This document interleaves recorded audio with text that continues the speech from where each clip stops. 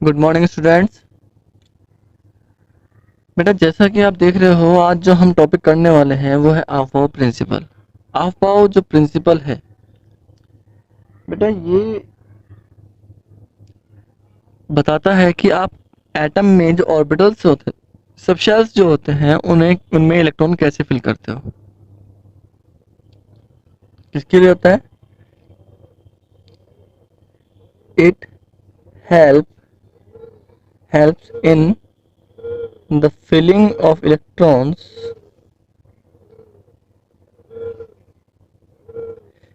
it helps in the filling of electrons in subshells of atoms. Atoms की जो subshells होती हैं उनमें इलेक्ट्रॉन फिलिंग करने के लिए हेल्प करता है। तो इसके स्टेटमेंट पढ़ लेते हैं पहले। अकॉर्डिंग टू दिस क्या स्टेटमेंट है बेटा इसका? ये कहता है कि in the ground state of atom, कि ये कह रहा है कि एटम अपने जब ग्राउंड स्टेट में होता है, the electron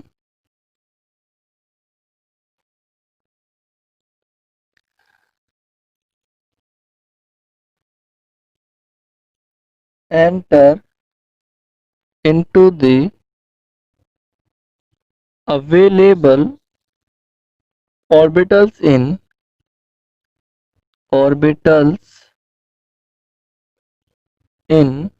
the increasing order of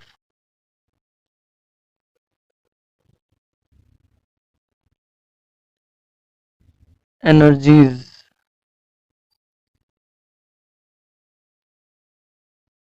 and fill up the orbitals of lower energy first। Energy first. तो इसका स्टेटमेंट ये है कि भाई जब ग्राउंड स्टेट में एटम होता है तो इलेक्ट्रॉन जो होता है हमेशा लोअर एनर्जी ऑर्बिटल्स में एंटर करता है और पहले उन्हें फिल करता है, उसके बाद हायर एनर्जी को फिल करता है। यस, ये चीज क्लियर है आपको? मैं आपको फिर से बता रहा हूँ कि एटम जो है अपनी ग्राउंड स्टेट में, जब एटम में इलेक्ट्रॉन फिल होते हैं तो पहले लोअर एनर्जी वाले ऑर्बिटल्स फिल होते हैं और उसके बाद हायर एनर्जी वाले ऑर्बिटल्स फिल होते हैं।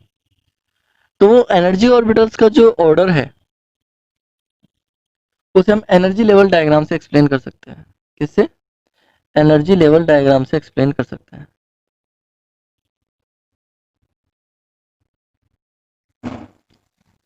एनर्जी लेवल डायग्राम से बेटा, एनर्जी लेवल डायग्राम की जब आप बात करते हो तो ये आपका इंक्रीजिंग ऑर्डर ऑफ एनर्जी हुआ, और इंक्रीजिंग ऑर्डर ऑफ एनर्जी हुआ, और आपको पता है हर सेल में एस तो हो गई, 1s, 2s, 3s,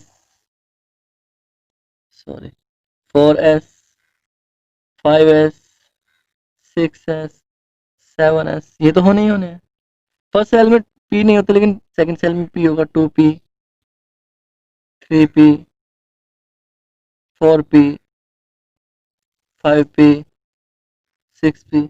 यस, इसके बाद हम 3d होता है, 3d, 4d, 5d, या फिर हम कह सकते हैं 4f होता है। इस तरीके से हम एक्सप्लेन कर सकते हैं एनर्जी को।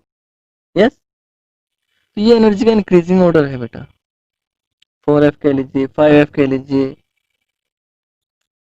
6d कह लीजिए, 6f कह लीजिए। तो ये एनर्जी का ऑर्बिटल है। तो इस हिसाब से अगर हम देख रहे हैं तो एनर्जी जो है, सबसे लोअर एनर्जी किसकी है? 1s में, यानी इलेक्ट्रॉन जो सबसे पहले आएगा वो 1s में पहले आएगा। And after that 2s and 2p की बात करते हैं तो 2s एंड 2p में सबसे पहले एनर्जी इसकी कम है इसके कंपैरिजन में, तो पहले इसमें फिर इसमें। हमें पता है एस की एनर्जी हमेशा सेम सेल अगर होगी, सेम शेल होगी और सेम सेल में एस और पी या फिर डी और एफ की बात करते हैं तो एस की एनर्जी, अगर हम एनर्जी के बेस पर बात करते हैं तो एस की एनर्जी सबसे कम होती है, देन पी की होती है, देन डी की होती है और देन एफ की होती है। अगर ये चारों के चारों सब शेल्स सेम ऑर्बिटल के हैं, सेम ऑर्बिट में है या सेम शेल में है, तो पहले एस में भरा जाएगा, देन पी में, देन डी में, देन एफ में। इस तरीके से इलेक्ट्रॉन फिल होते हैं। और इसमें एनर्जी, अगर हम बात करते हैं, हमें एनर्जी जो रूल एनर्जी फाइंड आउट करनी होती है, कभी कभी क्या होता है कि हमें एनर्जी फाइंड आउट करने में थोड़ी सी प्रॉब्लम होती है, तो उसके लिए हम N plus L rule use करते हैं। कौन सा रूल यूज करते हैं? N plus L rule. तो एन प्लस एल रूल बेटा जो हम यूज करते हैं, तो ये क्या कहता है?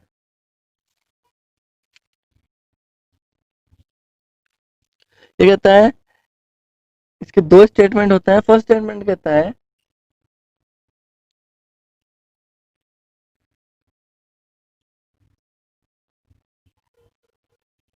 lower the n plus L value of shell subshell, lower the n plus L value of subshell, lower the energy of it. yes, इसकी एनर्जी भी कम होगी। फॉर एग्जाम्पल अगर मैं बात करता हूँ, आपसे कहा गया 3s एंड 4s के बारे में। ओके, तो ये 3 जो है n को रिप्रेजेंट करता है और s जो है l को रिप्रेजेंट करता है। यस, तो हमने देखा n की वैल्यू 3 है, n प्लस एल जो हम लगाएंगे, तो n की वैल्यू 3 है, तो प्लस एल की वैल्यू, s के लिए वैल्यू 0 होती है, तो कितना हो 3। यहाँ पर n की वैल्यू जो है 4 है और s की वैल्यू 0, तो कितना हो गया 4। तो इन दोनों में पहले ऑर्बिटल कौन सा फिल होगा? ये वाला। क्लियर है बेटा आपका? 3s फिल होगा। या कह लीजिए आप 4d and 3 4p and 3d के बारे में बात करते हो, या कह लीजिए यस 5p के बारे में एंड 3d के बारे में बात करते हो, तो पहले इन दोनों में कौन सा इलेक्ट्रॉन फिल होगा? तो n प्लस एल देखेंगे, तो इसके लिए n की वैल्यू 5 और p l की वैल्यू 1, तो कितना होगा 6। इसके लिए 3 प्लस 2 कितना हो गया 6। Yes, sorry 3 plus 2 equals to 5। तो पहले 3D में जाएगा, 5p में बाद में जाएगा। तो आपको पता चल जाएगा कि पहले इलेक्ट्रॉन किस में फिल होगा। अगर मैं आपसे जनरली पूछ लूं भाई किस में इलेक्ट्रॉन फिल होगा पहले, तो आप कैसे बताओगे? तो वो इसी तरीका होता है बताने का। Is that clear? चलिए, सेकंड थिंग, सेकंड स्टेटमेंट ये कहता है कि अगर इफ टू सब shells have same value of n plus L, अगर उनकी सेम वैल्यू हो n प्लस एल की, then the lower value of n, then the subshell लेते हैं, the subshell which has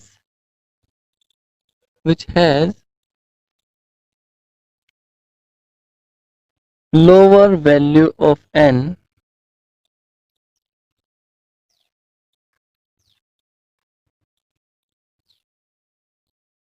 contain lower energy and will fill first। ये कह रहा है कि अगर n प्लस वैल्यू की वैल्यू दोनों की वैल्यू सेम होती है, तो जिसकी n की वैल्यू कम होगी वो क्या होगा?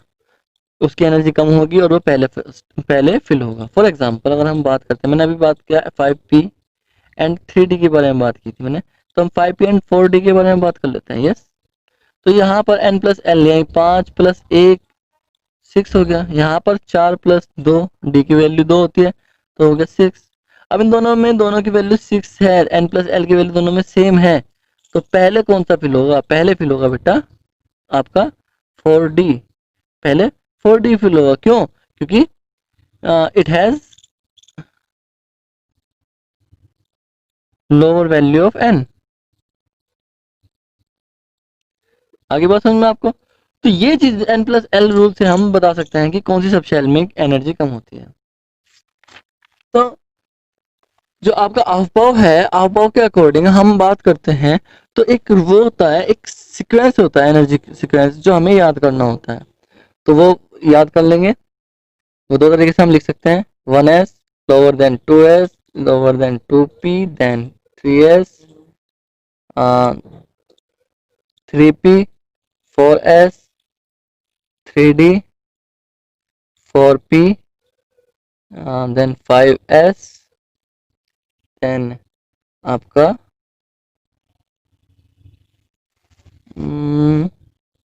4d 5p 6s and then आपका 4f 5d 6p 7s। इस तरीके से आप इसे लिखते हो। तो बेटा आपको इसे लर्न करना होता है। तो इसे लर्न करने का तरीका सिंपल सा है, आपको याद रखना है। देखो ध्यान से, 1s 2s 2p 3s 3p 4s, यहाँ तक तो कम्प्लीटली 20 इलेक्ट्रॉन का एक सिस्टम है, वो आपको याद रखना है। ठीक है ना, 1s 2s 2p 3s 3p 4s, ये this is the 20 electron system, और आपको हमेशा याद रखना है। उसके बाद जब आप करोगे तो यहाँ पर अगर आप देखोगे 4s के बाद 3p के बाद 3d आना चाहिए था, लेकिन 4s आ रहा है, तो यहाँ पर 3d बचा, तो आप उसे 4s के बाद 3d लिख दोगे। ठीक है, 3d के बाद अब एन में एक जोड़ दोगे, डी में एस एल में, ये एन है एल है, एन में एक जोड़ दोगे 4 आ गया, डी में और एल में एक कम कर दोगे तो पी आ गया 4p देन 5, एक जोड़ो तो इसमें से एक जोड़ोगे, इसमें से एक घटाओगे तो 5s आ जाएगा। अब 5s आते ही फिर उसके बाद इसके नीचे तो होगा ही नहीं, तो आप फिर से वापस जाओगे और आप देखोगे 3d के बाद वहां पर 4 आ गया 4p, तो आप अब लगाओगे आप 4d। ठीक है, 4d 5p 6s। अब आप पीछे जाओगे तो 4 सब सेल में f सब 4 सेल में f सब सेल बचा है, तो ये 4f 5d 6p 7s। एक जोड़ो दूसरा घटाओ, एक जोड़ो दूसरा घटाओ, एक में पहले में एक जोड़ दो, दूसरे में एक घटा दो। यस, या आप अगर इस तरीके से नहीं कर सकते तो आपको ऐसे लिखना होगा 1s 2s 3s 4s 5s 6s 7s। Second में जो होता है p होता है, सॉरी फर्स्ट में नहीं होता, तो 2p 3p 4p 5p 6p लिख लिया आपने, या फिर आप इसे 7p भी कर सकते हो। ओके, फिर उसके बाद सेकंड और में डी नहीं होता, थर्ड में डी होता है, तो थर्ड वाला लगेगा 3d 4d 5d या फिर 6d। यस, उसके बाद फोर्थ में f होता है, तो 4f या फिर कह लीजिए आप 5f। ठीक है, आपने ये चीजें लिख दी, क्लियर है आपको। उसके बाद आप क्या करोगे, स्टार्ट करोगे इलेक्ट्रॉन फिल करना। इलेक्ट्रॉन फिल होंगे सबसे पहले 1s में, सबसे एनर्जी जो कम है 1s में एनर्जी कम है। ओके, 1s में होगा। उसके बाद इसे आप इसी सीक्वेंस में चलाते रहोगे, 1s के बाद वो 2s में इलेक्ट्रॉन फिल करेगा, 2s के बाद 2p एंड 3s में इलेक्ट्रॉन फिल होंगे। उसके बाद ये पैरेलल लाइन चलती रहेगी, फिर उसके बाद आपका 3p 4s में इलेक्ट्रॉन फिल होंगे, देन 3d 4p 5s में इलेक्ट्रॉन फिल होंगे। उसके बाद 4d 5p 6s में इलेक्ट्रॉन फिल होंगे। ओके, उसके बाद 4f 5d 6p and 7s में इलेक्ट्रॉन फिल होंगे, and after that 5f 6d 7p और आप चाहो तो 8s भी लिख सकते हो। यस, तो इस तरह से इलेक्ट्रॉन आपका फिल हो जाएगा। तो ऑर्डर आपका सेम है, दोनों आप कोई से भी यूज कर लो। तो ये जो डॉटेड लाइन बता रही है, ये इसके बाद ये यूज इस यहाँ से स्टार्ट होना है, इसके बाद ये खत्म हो गया तो इसके बाद ये स्टार्ट होना है। ओके, समझ में आ रही बात आपको। तो इलेक्ट्रॉन कहाँ से फिल होंगे, 1s से स्टार्ट होकर 8s पे स्टॉप होंगे, इस तरीके से आप इलेक्ट्रॉन लिख सकते हो। क्लियर है भाई आपको। तो अब एग्जाम्पल ले लेते हैं, कुछ एलिमेंट्स का हम एग्जाम्पल ले लेते हैं, उस एलिमेंट के एग्जाम्पल के बेस पर हम करेंगे तो आपको और अच्छे से समझ में आएगा। हम एटॉमिक नंबर के बेस पर बात करते हैं, और एटॉमिक नंबर के बेस पर जो हम बात करते हैं, hydrogen, helium, lithium, beryllium, boron, carbon, nitrogen, oxygen, fluorine, neon, sodium, magnesium, aluminium, silicon, phosphorus, sulphur, chlorine, argon, potassium and calcium. 20 atomic number तक अगर हम करेंगे तो आपको इजीली समझ में आ जाएगा। तो मैं बता दूं आपको, हाइड्रोजन का एटॉमिक नंबर 1 है, हीलियम का 2, 3, 4, 5, 6, 7, 8, 9, 10, 11, 12, 13, 14, 15, 16, 17, 18, 19, 20। ओके। जब इनके इलेक्ट्रॉनिक कन्फिग्रेशन के लिए हाइड्रोजन का एक इलेक्ट्रॉन है और हमें पता है सबसे पहले 1s आता है, तो 1s हमने लिख दिया। 1s आया तो 1s में केवल 1s में एक इलेक्ट्रॉन है, तो वो 1s में आ जाएगा और उसे हम लिखेंगे 1s1। क्या लिखेंगे? 1s1। तो हाइड्रोजन का इलेक्ट्रॉनिक कन्फिग्रेशन जो हुआ बेटा 1s1 हुआ। फिर हम हीलियम का लिखते हैं तो 1s में ही आएगा, फर्स्टली हम 1s ही करेंगे, 2 इलेक्ट्रॉन है उसमें तो 1s2। एटॉमिक नंबर के आपको याद रखना है, एटॉमिक नंबर के इक्वल इलेक्ट्रॉन होता है, दो, तो इसका एटॉमिक नंबर 2 है तो 2 इलेक्ट्रॉन उसमें होंगे। लिथियम का आया, अब 1s2 तो कंप्लीट हो गया। अब कहाँ जाएंगे हम? 1s के बाद जाता है 2s में, कहाँ जाएगा? 2s। कितने बचे इलेक्ट्रॉन? एक, तो 2s1 हो गया। बेरिलियम पे जाएंगे तो 1s2, 2s2। यस। बोरॉन पे जाएंगे तो आपका हमें पता है 1s, 4 इलेक्ट्रॉन के लिए तो हमें यही लिखना है, सभी में रिपीट होना है 1s2, 2s2। अब s में से ज्यादा नहीं आएंगे तो अब इलेक्ट्रॉन जाएगा नेक्स्ट सब शेल में। नेक्स्ट सब शेल कौन सी है? 2p। 2s के बाद 2p आती है, तो 2p में एक इलेक्ट्रॉन बचा तो एक इलेक्ट्रॉन हमने लिख दिया। कार्बन का केस यही है, 1s2, 2s2 एंड p में एक और इलेक्ट्रॉन ऐड हो गया, p2। नाइट्रोजन में भी सेम केस होगा, 1s2, 2s2, 2p3। अब बात करते हैं आगे 1s2 ऑक्सीजन की, 2s2, 2p, ऑक्सीजन कितने बचे? 4, तो 2p4 हो गया। Fluorine 1s2, 2s2, 2p5। Neon 1s2, 2s2, 2p6। Yes, समझ में आ रहा होगा आपको। तो ऐसे ऐसे ही एक एक इलेक्ट्रॉन बढ़ता चला जाएगा, क्योंकि हर एटम पर जो हम एटॉमिक नंबर बढ़ता है तो एक इलेक्ट्रॉन उसमें बढ़ जाता है। ठीक है। अब बात करते हैं सोडियम की, तो 1s2, 2s2, 2p7 नहीं, 2p6 होगा, क्योंकि p में 6 इलेक्ट्रॉन से ज्यादा नहीं आते। अब जब अगला इलेक्ट्रॉन आएगा तो वो उससे अगली सब सेल में जाएगा, वो है 3s। Yes, 3s1। Same case इसमें होगा, 1s2, 2s 2s2,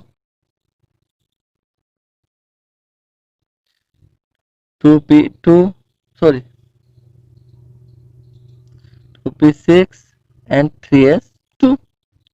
next 1s2, 2s2, 2p6, 3s2। इसमें से दो से ज्यादा नहीं आते। अब कहाँ जाएगा? ये 3p में जाएगा, 3p1।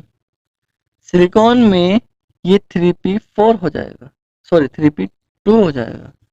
फॉस्फोरस में ये 3p3 हो जाएगा। सल्फर में ये 3p4 हो जाएगा। क्लोरीन में ये 3p5 हो जाएगा। आर्गन में ये 3p6 हो जाएगा। यस। उसके बाद अगर हम बात करते हैं तो ये आर्गन के इलेक्ट्रॉन कन्फिग्रेशन जैसे हो जाएगा, और क्या बचेगा? 2s1 बचेगा, एक इलेक्ट्रॉन बचेगा। 18 इलेक्ट्रॉन आर्गन में होते हैं। कैल्शियम जो है आर्गन के इक्वल हो जाएगा और उसके बाद 2s2 हो जाएगा उसमें। This is the electronic configuration. तो आपको ये चीजें याद रखनी है बेटा इलेक्ट्रॉनिक कन्फिग्रेशन की। यस। तो इलेक्ट्रॉन हमेशा इक्वली बढ़ते हुए चलेंगे, एक एक इलेक्ट्रॉन बढ़ता चला जाएगा उसमें, तो आपको उसी बेस पर आपको याद रखना है। यस। अब क्या होता है कि आपको कभी कभी कुछ एटम ऐसे होते हैं जिनका इलेक्ट्रॉनिक कन्फिग्रेशन करना थोड़ा सा एक्सेप्शन मान लेते हैं। कुछ एक्सेप्शन होते हैं बेटा,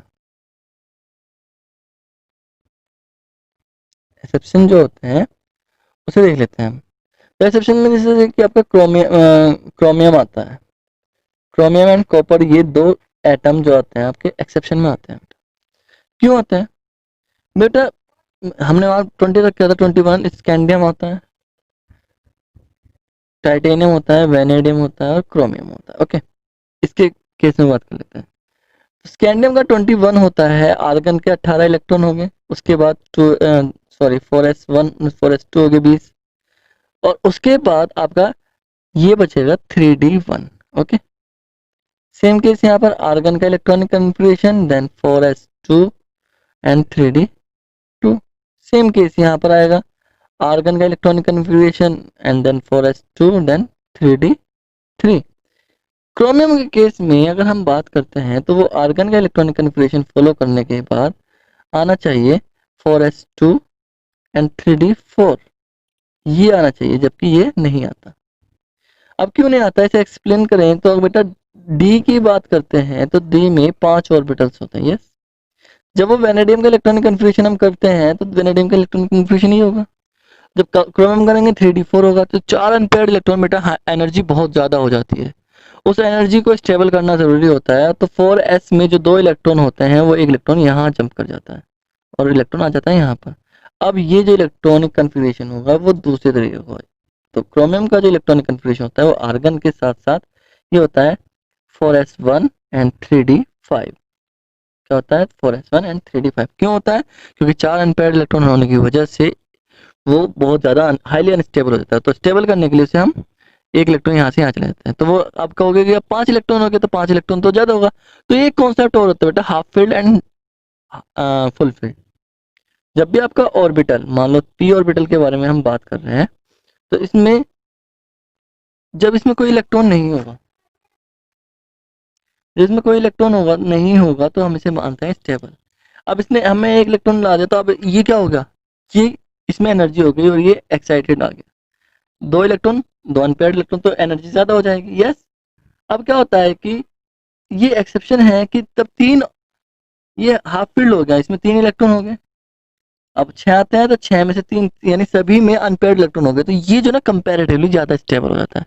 हाफ फील्ड यानी इस तरह से हम इसका ये इनर्ट बिहेव कर सकता है, कह लीजिए ये कम रिएक्टिव बिहेव, जिसमें ऐसे एलिमेंट जिनमें हाफ फील्ड इस तरह का इलेक्ट्रॉनिक कन्फिग्रेशन होगा कि उसमें सारे ऑर्बिटल्स में अनपेयर्ड इलेक्ट्रॉन होंगे, तो वो ऐसा बिहेव कर सकता है कि जिससे कि वो हम कह सकते हैं कि वो उसमें उसकी रिएक्टिविटी कम है।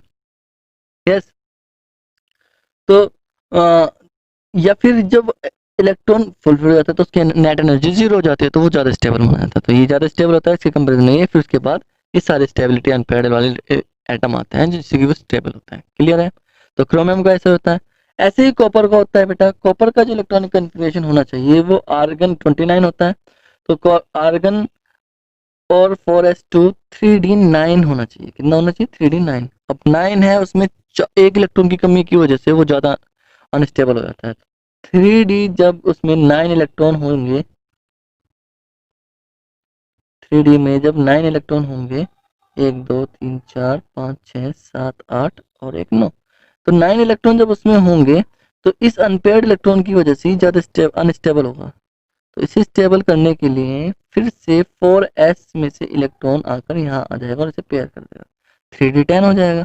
तो 3d10 होने के बाद 4s1 और 3d10, it is the right electronic configuration of copper. Yes, these are 2 exception between 30। तो 30 के बीच में आपके 2 इलेक्ट्रॉन है। ऐसे ही आपको कॉपर के नीचे वाले जो एलिमेंट्स होंगे या फिर क्रोमियम के नीचे वाले जो एलिमेंट्स होंगे उनका इलेक्ट्रॉनिक कन्फिग्रेशन आपको करना होता है बेटा। तो आपको इलेक्ट्रॉनिक कन्फिग्रेशन की प्रैक्टिस करनी है, एक्सेप्शन पढ़ने हैं, और ये जो अफबाउ रूल है इसे याद करना है। Thank you.